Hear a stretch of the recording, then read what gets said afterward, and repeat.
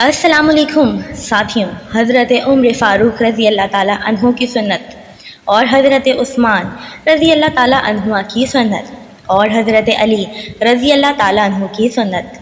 आज हम इनकी सुन्नतों के बारे में पढ़ेंगे जो आज भी हमारे दरमियान राइज है और हमेशा रहेंगी।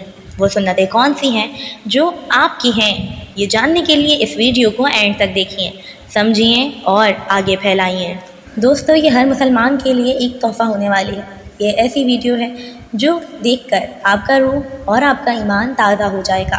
यकीनन आप चैनल को सब्सक्राइब कर चुके होंगे, अगर नहीं किया तो लाजमी कीजिए ताकि आपको बहुत अच्छी मालूमात मिल सकें। देखें, दूसरी दुनियावी चीज़ों के लिए हम पहल कर लेते हैं, लेकिन इस्लामी चीज़ें सब्सक्राइब करते हुए भी हम सोचते हैं ऐसा क्यों।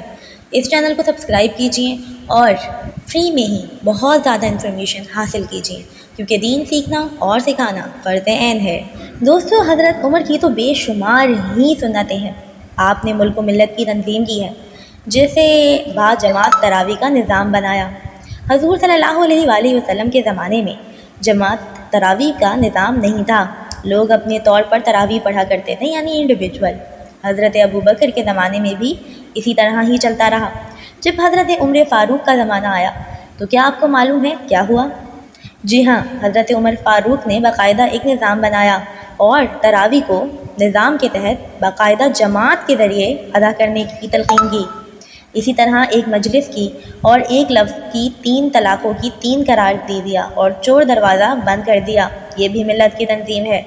अलावा इसी इराक़ जो लड़कर फ़तह किया गया था, इसकी ज़मीनें मुजाहिदीन में तक़सीम नहीं की और ज़मीनों पर जज़िया की शरह मुकर्रर कर दी। ये सब मुल्क की तंजीम है। दोस्तों, हज़रत उस्मान रज़ी अल्लाह ताला अन्हु की सुन्नतें बड़ी दिलचस्प हैं। ये 2 बड़ी सुन्नतें हैं, ज़बरदस्त काम है। एक जुम्मा की पहली अज़ान देना, दूसरा कुरान को सरकारी रिकॉर्ड से निकाल कर लोगों को सौंप देना और उम्मत को लूत कुरैश पर जमा कर देना। हज़रत उस्मान के 2 बड़े काम हैं जिनके ज़रिए उन्होंने मिल्लत की तंजीम की। हज़ूर अकरम सल्लल्लाहु अलैहि वसल्लम के ज़माने में जुम्मे की 2 ही अज़ानें थीं। पहली अज़ान उस वक्त हुआ करती थी जब इमाम मंबर पर आकर बैठता था।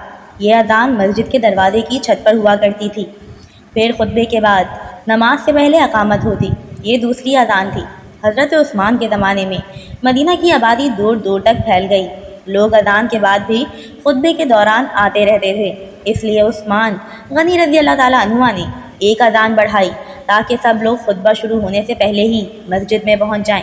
चुनांचा पहली अज़ान के 10 मिनट बाद हज़रत उस्मान मेंबर पर तशरीफ़ लाते थे। फिर दूसरी अज़ान इमाम के सामने दी जाती थी। फिर नमाज से पहले अज़ान यानी अकामत होती थी। इसी तरह जुम्मे की पहली अज़ान के ज़रिए हज़रत उस्मान ने उम्मत को मुनज़्ज़म किया और ये उनकी सुन्नत है, हदीस नहीं। दोस्तों, हज़रत अली करमल्लाह वजहू की सुन्नत भी बहुत ही ज़्यादा अजीम है। हज़रत अली जब खलीफा बने तो मुसलमानों में जंग शुरू हो गई, यानी पहली जंग हज़रत आयशा के साथ ही हुई। इस जंग में हज़रत आयशा ऊँट पर सवार थीं, इसलिए इस जंग का नाम जंगे जमल पड़ा। इस जंग में हज़रत आयशा की फ़ौज हार गई और माल गनीमत भी इकट्ठा हुआ। कैदी भी पकड़े गए। हज़रत आयशा को भी कैदियों में शामिल किया गया। हज़रत अली की फ़ौज ने माल गनीमत की तकसीम का मुतालबा किया तो हज़रत अली रज़ी अल्लाह ताला अन्हु ने उस वक्त तकरीर फरमाई थी कि अगर माल गनीमत तकसीम होगा तो कैदी भी ग़ुलाम बांदी बनाए जाएंगे। बस तुम में से कौन मनहूस होगा जो अपनी माँ हज़रत आयशा को अपनी बांदी बनाए। बस सन्नाटा छा गया और मसले का हल भी तय हो गया। मुसलमानों की जब जो जमातों के दरमियान लड़ाई हो तो ना माल गनीमत होगा, ना कैदी बांदी बनेंगे। ये हज़रत अली की सुन्नत थी, हदीस नहीं। दोस्तों, उम्मीद है कि आपको आज की वीडियो पसंद आई होगी। क्यों ना पसंद आए जब इतने बड़े बड़े सहाबा की खुलफाए राशिदीन की बात हो रही हो। अगर पसंद आई तो ज़रूर सब्सक्राइब कीजिए।